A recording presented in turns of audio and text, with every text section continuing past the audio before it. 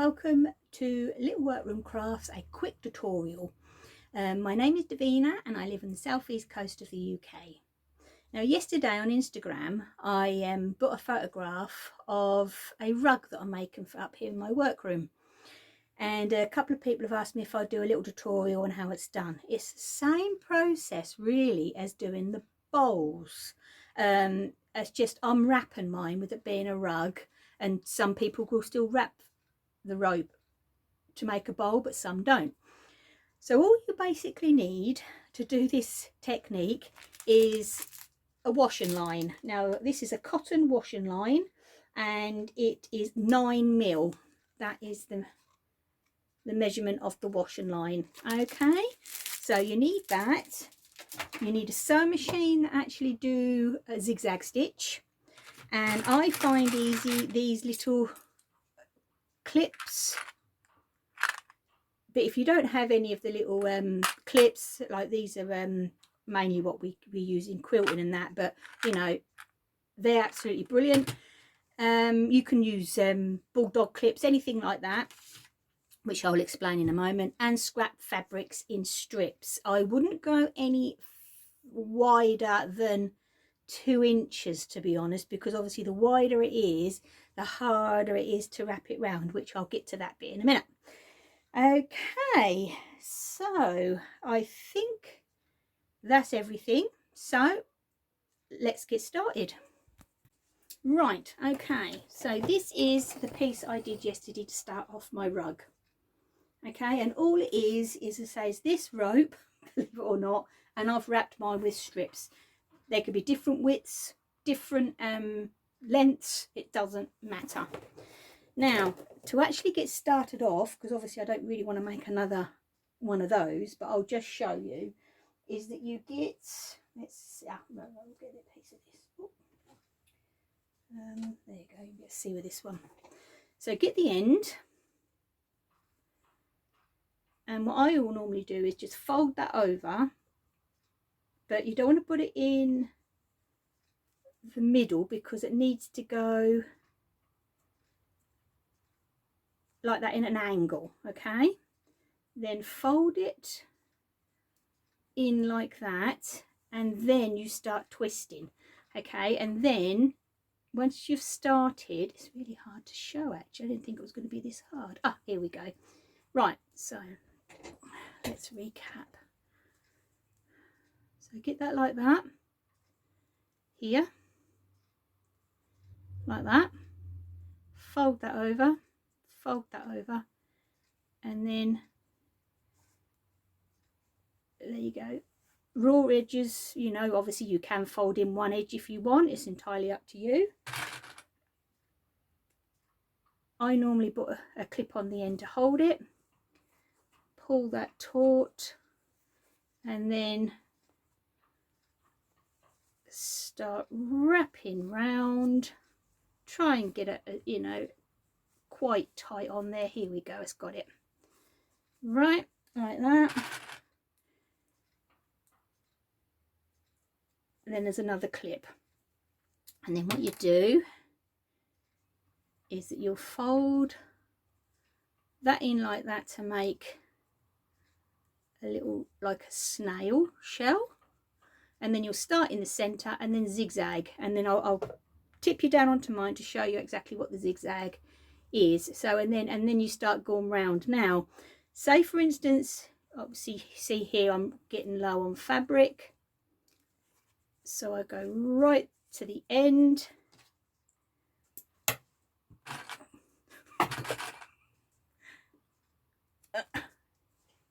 and then you get another fabric,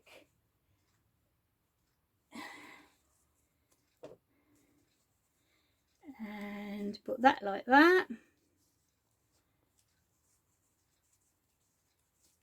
wrap it round, and then what I do is clip it, then carry on. That is basically what it is. That is it. Now say for instance if you wanted to do a bowl that, or a, well, I could do a rug I suppose, but a bowl that isn't actually coated, It's basically the same. You just wrap it round like that, do zigzags, start doing zigzags, and then what you do is, let me tilt you down and I'll show you. Right then, okay, as you can see, I'm still at the machine. In the machine you will need a denim jeans needle, perhaps a 14-16 in size, okay, because with the process of what's happening, normal universal needles are prone to break. Okay, so here, as you see, I have started a new colour fabric.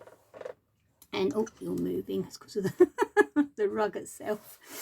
And basically all you do is, where you actually push the two bits of rope together in the middle there, you zigzag and zigzag them together. That is basically the process of making one of these.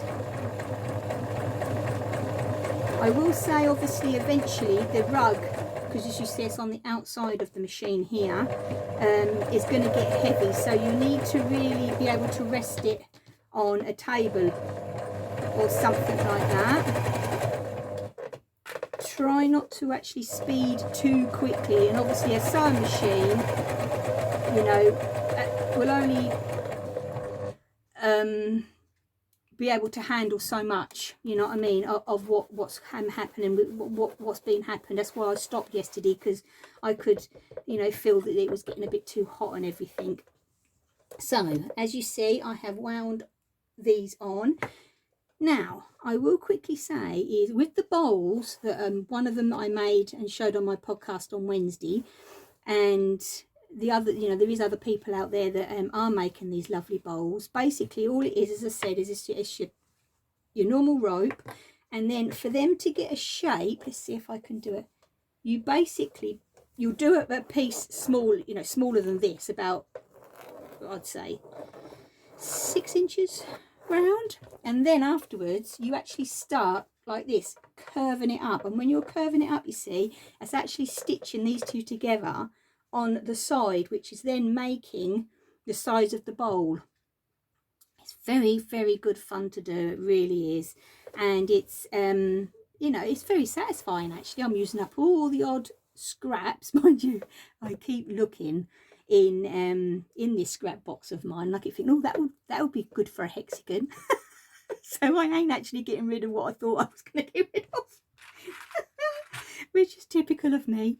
But you know, if you've got any strips that are wider than the 2 inches, this technique is good, because all you've got to do is snip and rip it. You know, it doesn't matter if there is raw edges. It really, really doesn't, you know. And I'm just using a thread, one that I've got a lot of. I might have enough here. I have got to refill my bobbin soon, so I might have enough. But if not, I've just got another one of these that I've got in here, and just a different colour. You know, you can just use up your threads, you know, as I say, it really, really doesn't matter. But yeah, give it a go, and hopefully if I can get this done today, at the end I will actually show you the finished piece. Oh, let's lift you up. There you go. You have to excuse the state of me. I've been in the garden this morning planting lavender with Glenn. But yeah, give it a go. It's really good fun. As I say, it's easy to do. As long as your machine's got a zigzag, you're laughing. And you know, obviously you don't want big zigzag. It's just enough for you to go over those two pieces. That's all it is. And then you just push it together as you go around. I will say though, when this actually, as I said before, when this gets bigger, it's going to be quite weighty. So perhaps when you stop, you might want to lift your needle up, so because you don't want the pressure to pull so it breaks a needle. But yeah, zigzag machine, old washing line, old scraps, jeans needle. You can make one of these rugs, you can make bowls. I've made a big bag, and then do the hat. Actually, I'll just quickly show you before I say goodbye. Say for instance, you want to put a handle on something, you'll just go like that, okay, and then you'll stitch like that at normal, and then pick it up here, and then on the way round next time you'll just go over like that, Okay, and that is basically how you do a handle. It's that simple. Okay, so it doesn't take a lot.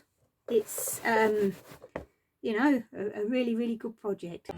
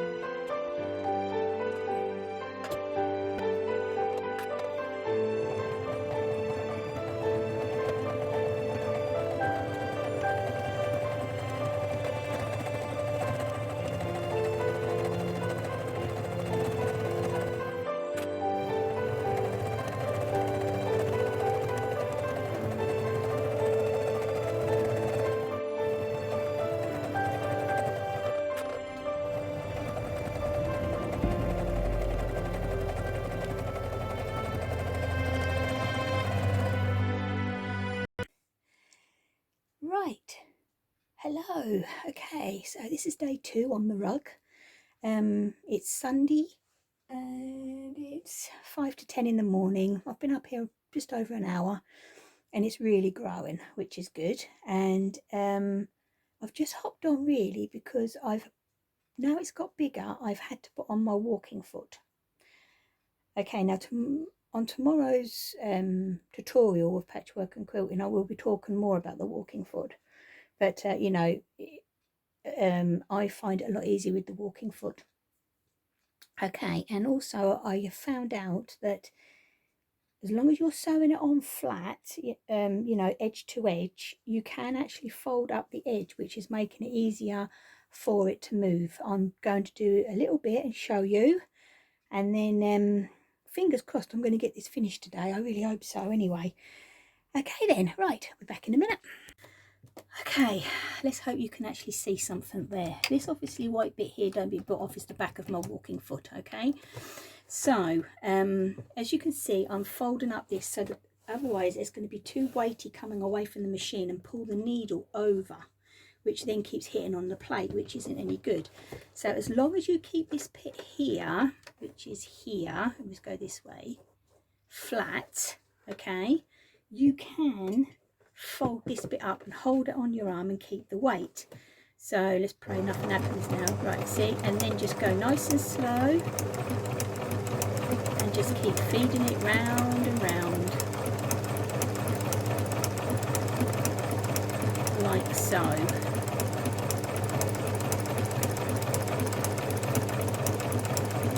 Okay, and then obviously this will just move, you just keep folding it round with you really. And this is what I've come up with. I've tried putting books underneath here to hold the weight. You know, I know if your machine, because my other 2 machines have actually got extension tables, but this one hasn't, that would make life a lot easier. But eventually you're going to have to fold this up anyway, I think. So as I say, as long as you put this flat to flat and don't put it on the edge like you would a bottle, you're going to be okay, I'm thinking. So hopefully I won't have much more to do actually. I'll put it down on the floor soon and see what the size is. There you go, and keep on adding and going round with it. As long as this seam here, where you're actually joining the 2 together, is in the middle of the foot, then you know you're in the right place. So the needle is going to lay okay. And also I have narrowed my zigzag, means it's got heavier, and that seems to be okay as well. Right, okay, it's now 11:10 and I've come to the end of my rug. I'm just going to show you how I finish off. I've actually made sure I got enough strips of just plain fabric for all different colours again, for around the outside. Okay, it's going to be quite awkward. So I have just cut off a piece off the rope, and this is where it gets wrapped round, and then all I do is tuck it over, and then what I'll do is I'll just zigzag that in like that, and then that is it, finished basically. So, and then hopefully this afternoon I'll get some video or photographs of it actually finished and on the floor in the workroom. Okay then, so I'll be back soon. Okay, I just quickly hopped on because what I've decided to do is right around the outside, because I've just put my last layer on, but just so those twists are laying down, I decided to do one row of zigzag actually on top of that outside edge. And also to finish it off, I have just put a little tab and filtered like that. But I thought that this outside edge, because they're wraps and it's not butt up against the other side anymore, so I've just gone round and I thought, well, you know, the amount of zigzag there is on it anyway, it's not going to make much difference. So I'm pleased with it. Hopefully I'll be able to get the lid now on the box of my scraps. But obviously I've used you know, craft cottons, because I've got plenty of quilts that I've made over the years, but you could do it with shirts, tops. I can't even see why you could do it with lightweight t-shirts, but anything heavier than like a craft cotton, I would not go there. No, obviously, because it'll be too heavy for the machine.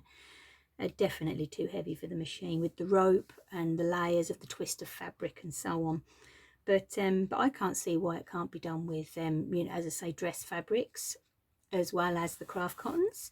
And yeah, but as I say, I'll be put on a photograph and a little video and all that lot of it on the floor later on. Okay then, bye bye. Wow, hello. It's actually 5 to 4 in the afternoon. Glenn has just gone to work for a few hours. I've got an evening of cross stitch planned because my stand came on Friday, so I will be putting that up on Instagram. But I'm just going to show you my finished rug. I am so pleased with this. So I don't think... And there she is. There we go, focus in. I am so pleased with my rug. Yeah, and it's used up some scraps, which I'm really pleased about. Let's see if I can walk around this way of the room, because it's up in my little workroom. And we'll go from, this is the window side, the machine side. And there she is, and there's the rug. I am really, really pleased with the way it turned out. All I can say is I wish I'd have done the whole thing with my walking foot. I did find that easier to sew with the walking foot. So if you've got one, definitely use one. It got quite heavy at the end, so I do show a video of obviously folding it in half and do it that way. That was a lot easier. And yeah, I hope this helps. I know it's been a bit of a mishmash because I didn't expect to do this one over the past couple of days.